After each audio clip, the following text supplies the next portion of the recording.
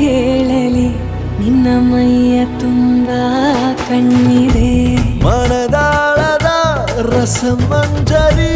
ರಂಗೇರಿ ನಿನ್ನ ಕಾದಿದೆ ಬಿಸು ಮಾತಿನ ಪಂದ್ಯಾವಳಿ ಆಕಾಶವಾಣಿಯಾಗಿದೆ ಸಂಜೆಯ ಕೆನ್ನೆಯ ಮೇಲೆ ಬಂದು ನಾಟಿದೆ ನಾಚಿಕೆ ಮುಳ್ಳು ಮನದ ಮಗು ಹಠ ಮಾಡಿದೆ ಮಾಡುವ ಕೊಂಗ